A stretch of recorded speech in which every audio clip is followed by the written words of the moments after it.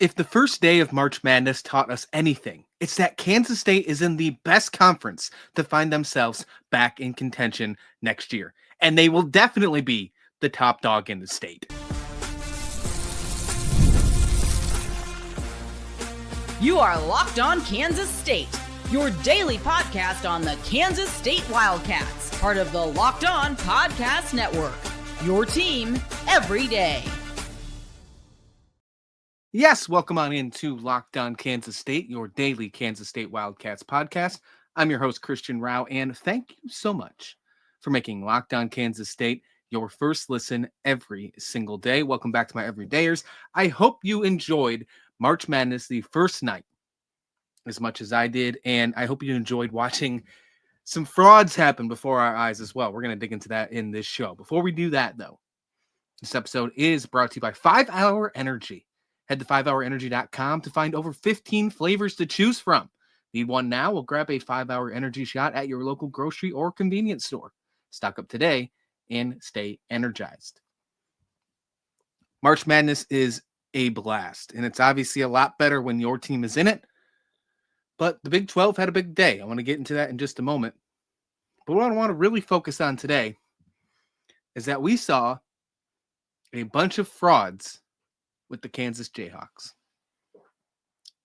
The Kansas State Wildcats are on their way, and the path is bright, folks, to being the best team in the state. I don't even find that hard to believe. Kansas was embarrassed against what we thought was a washed-up Calipari, Coach Cal, with Arkansas. I think it's the other way around. I think we have a washed-up Bill Self in Lawrence right now. And you can go ahead and throw your jabs at Jerome Tang and what he's done over the last couple seasons. But I'm going the opposite direction. And I had this conversation the last time we met, talking about if it's the criticism is deserved and why I actually should be pointing in a different direction. I'm all on board for what Jerome Tang and his coaching staff are going to build up and start cooking starting Monday when the transfer portal opens. With what they've already done with recruiting, I think there's some really underrated pieces.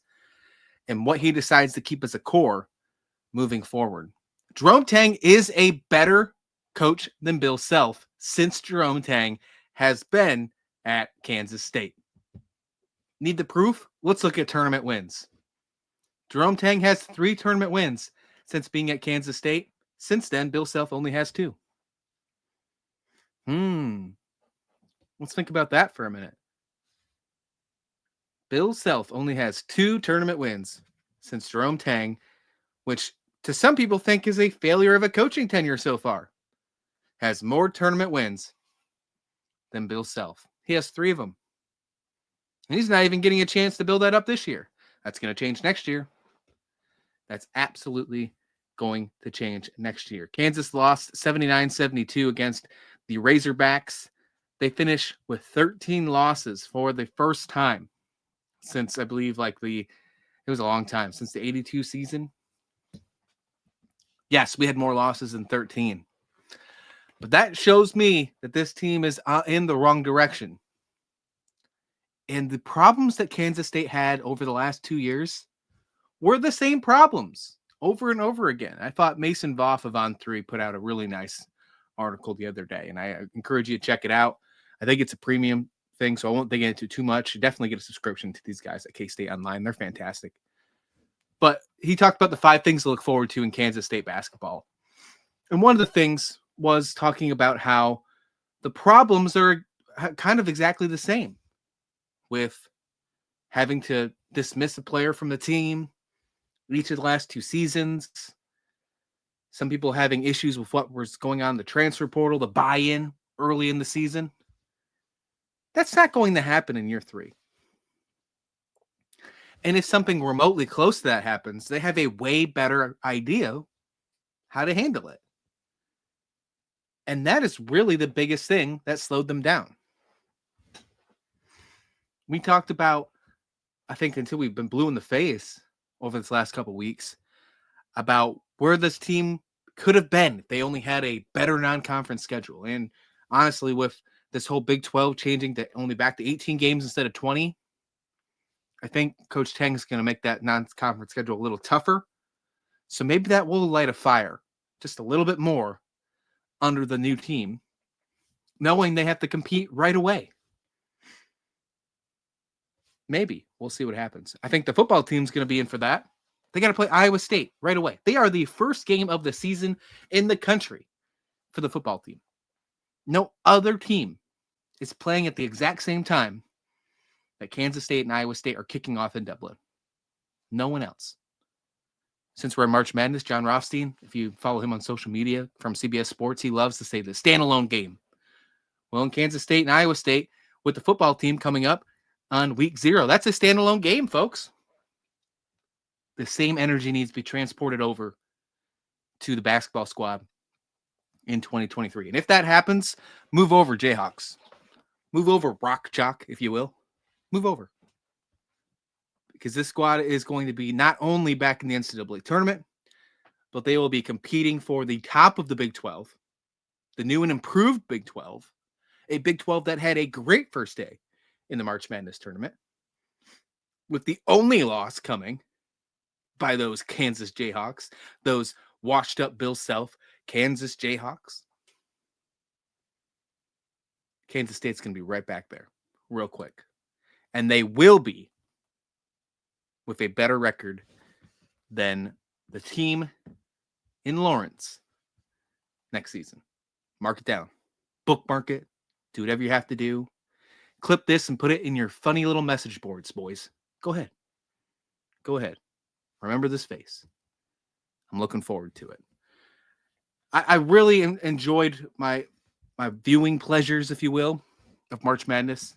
And I'm looking forward to seeing what's going to happen in the next day. I want to see what is going to happen going into the weekend. I think we're in for a very fun Sweet 16, to be completely honest. And I want to talk about that because the Big 12 had a huge day. The SEC, those 14 teams, what? Not so good. And then a certain team with a certain player with ties to Kansas State went completely off. Let's talk about that as we move on here next on Locked On Kansas State. We're all about the stats because numbers don't lie. And when it comes to the all-new Nissan Armada Pro 4X, the numbers are on an MVP level. With the ability to tow up to 8,500 pounds, it can quite literally carry the whole team, plus the gear, wherever you go. It's powered by a twin-turbo V6 engine, delivering the strength and performance to handle highways, back roads, and everything in between. And with room up to 8 people, the Armada Pro 4X is built for big crews, big adventures, and even bigger memories. So whether you're exploring off-road trails or rolling up to the arena, the Armada Pro 4X brings power, versatility, and style wherever you go. So take your adventures to new heights in the all-new Nissan Armada Pro 4X. Learn more at nissanusa.com. This episode is also sponsored by 5 Hour Energy. Daylight savings snuck up on us again. And if you're feeling that lost hour of sleep, 5 Hour Energy has your back. The extra sunshine means more time for fun, but sometimes you need a little boost to power through. Whether you're staying up late watching the NCAA tournament, guilty, squeezing in a round of golf after work, or just trying to keep up with a busy day, 5 Hour Energy gives you that quick, refreshing pick-me-up whenever you need it. As I mentioned, I've been staying up late watching these tournament actions, and 5 Hour Energy keeps me up to date and keeps me ready to go for the next day. We get right to those games right away. I mean, I'm recording this podcast. We're going to get like a couple hours of sleep, and then we're ready to roll. So thank you, 5 Hour Energy, for that. So head to 5hourenergy.com to find over 15 flavors to choose from, including watermelon, blue raspberry, and my personal favorite, peach mango. And you can even build your own 12-pack or 24-pack delivered right to your door. Need one now? Well, grab a 5 Hour Energy shot at your local grocery or convenience store. They're everywhere. Stock up today and stay energized. That's 5 Hour Energy. Welcome back, and thank you for making Locked On Kansas State your first listen today. For your second listen, I got to ask you, check out Locked On College Basketball. We are right in the middle of it, folks. We are in the tourney. You want to check out Locked On College Basketball. They are giving you great coverage every single day. Isaac Shade, Andy Patton, they're doing a great job. So make sure to be the most informed college basketball fan throughout this madness, find Locked On College Basketball on YouTube or wherever you listen to your podcast. First day of March Madness was an absolute blast. And if you had a chance to watch these games, I'm sure you thought the same way. I think I only saw one person across the social channels that said this was one of the most disappointing first days, and I just completely disagree.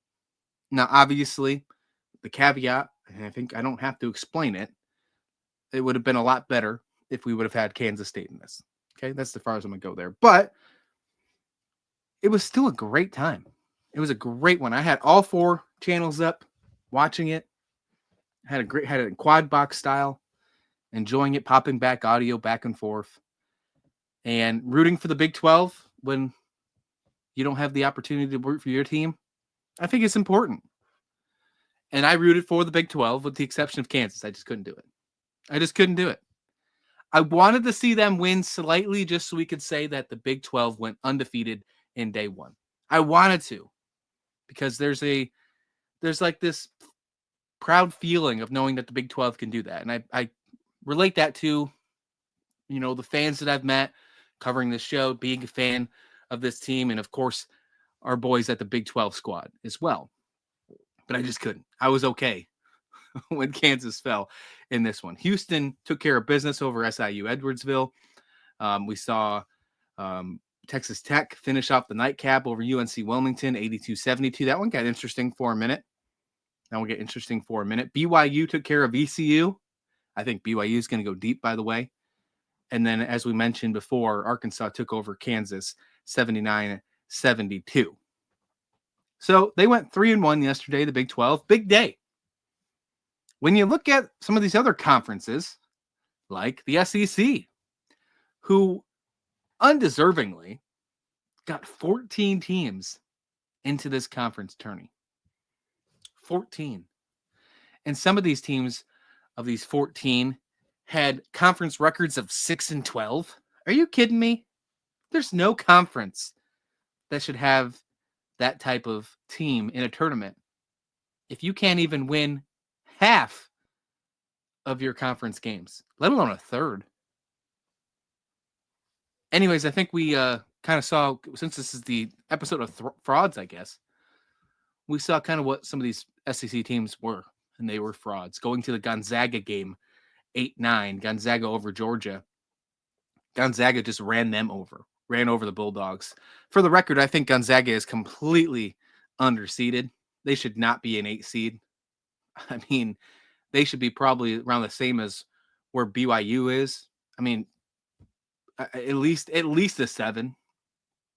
At least a 7. Them being an 8 seed is wild. And knowing that next they got to take on Houston and Gonzaga, where both teams have the longest Sweet 16 streaks in tournament history right now, in the active streaks, if you will.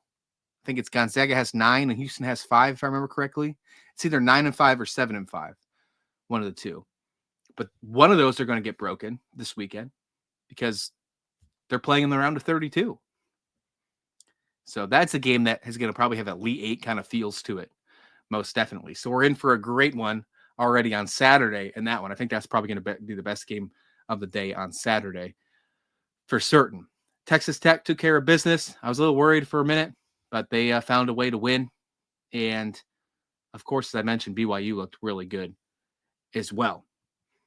There were a couple upsets. We had some upsets in this one, like McNeese took care of Clemson. Although it came down, it was only a 2-point victory for McNeese. They ran away with it early in this one and had Clemson wondering what was going on very early in this game.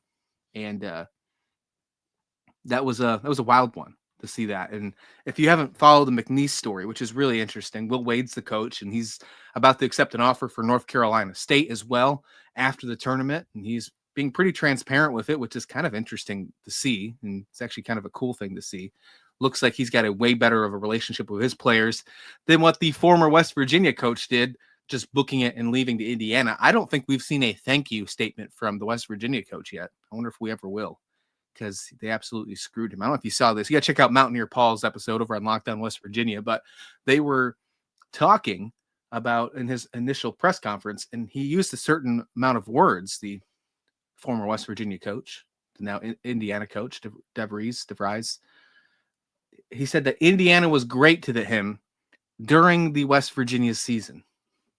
So it sounds like there's a little bit of collusion and tampering going on the coaching side. And, we like to talk about the players doing that with the tampering and the players and how the transfer portal is just a crazy scenario going on. We don't ever talk about the coaching. There's no portal for coaches. It is open season. It could happen at any time. If they want to just get up and retire, like Tony Bennett from University of Virginia did just a few days before the season this year, they can. Who's to stop them? If they want to sign a contract for 3 years and the next year take more money for greener pastures, as I went off on a conversation just the other day about, like the West Virginia coach just did to Indiana, flips the other way around. I mean, new Indiana coach did for West Virginia, then they can. There's no spring portal window. And I don't think you can change that, and I don't think you should, but it's just, why do we give the players so much crap if the coaches can do the same exact thing? Right? Goes back to that whole criticism. Is it actually with the territory, right? The biggest thing that I really liked out of the first day was watching Drake. I thought Drake was the funnest game to watch. And they took care of Missouri 67-57, a mid-major team taking care of an SEC school. And that's actually their second SEC victory of the season. I think they beat Vanderbilt earlier in the year, if I recall correctly. But there are some ties when it comes to Kansas State and the Drake basketball team. Not that Drake beat us earlier in the season, which would have definitely helped us a lot better in the net rankings, because we were about 20 net rankings away from even being considered from the bubble, if you will, in the NCAA tournament, because that's what the committee most definitely focused on, looking at you, North Carolina. But Bennett Stirtz, and how amazing he was in this one. A D2 transfer. He goes to Drake this season when Ben McCollum, his head coach, gets hired with Drake. This is a tie into West Virginia as well, because that West Virginia coach, DeVries, was the head coach at Drake. McCollum takes a Drake job this past season, brings Stirtz with him. Kansas City kid, goes 21 points, 4 assists, 3 for 3 from behind the arc, and helps the Drake Bulldogs continue dancing after upsetting 6th seed Missouri. Now, a couple days ago, he went in a press conference and was not shy about talking about his Kansas State ties at the media day heading into this game. I think it was the day before the game, actually. So, take that. I think it was Tuesday. And he talked about how he watches Kansas State. His brothers went to Kansas State. His parents were there. It was a very interesting, just little blurb.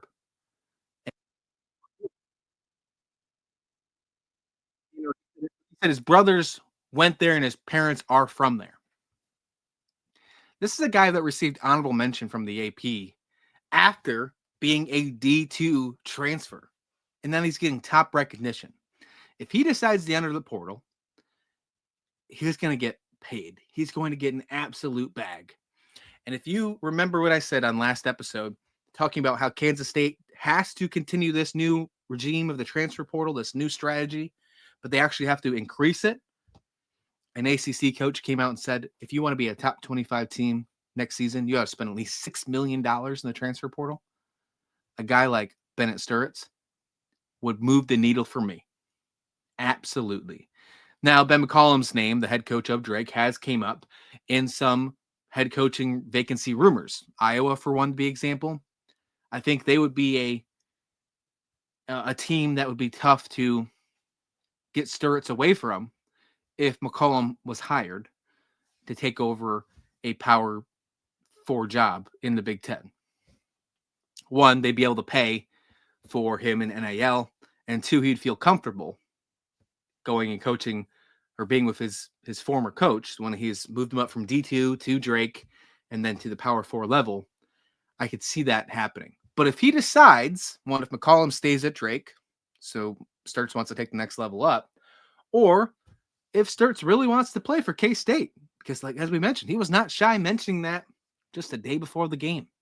Why did he do that? Right? Do the Brian Windhurst here? Now, why is that? Makes you wonder. And it'd be very fun to have him on the team. So keep it on the radar. If he decides to enter the portal, he hasn't yet. Obviously, they're still in the tournament. The portal doesn't open officially till Monday. We don't have any names about Kansas State players leaving or going or what's going to happen there. We just have some good feelings, some good intuition. And I hope when it's all said and done, a guy like Bennett Stirts is on the Kansas State Wildcats. And I think we're okay with hoping, right? Look how great he's looking in this tournament. And I hope they continue that next. They have a tough game on Saturday. So, I mean, that is something that would even probably up his wants. They got to take on Texas Tech, one of the top teams in the Big 12 this year. This could be a nice test for teams like Kansas State included to get an eye on Stirtz to see how he competes against Big 12 opponents in a big-time game. You obviously got to see him up close and personal against Kansas State as a non-conference game at the beginning of the season.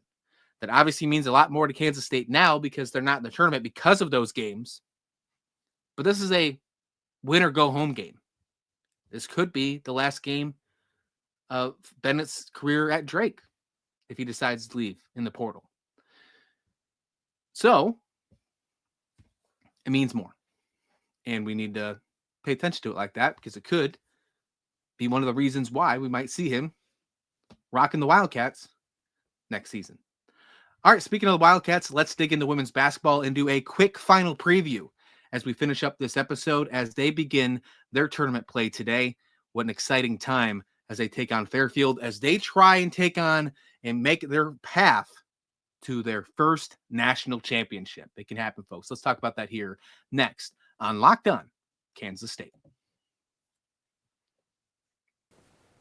The NCAA tournament is here, and so is the bracket breakdown. Locked On Podcast Network and Amazon Fire TV channels are teaming up to deliver NCAA tournament coverage like never before. Watch studio shows featuring former players and Locked On's local experts as they guide you through every upset, buzzer beater, and bracket matchup. Stream it all for free on Amazon Fire TV channel. Search Bracket Breakdown to see it all for free. It's your team every day.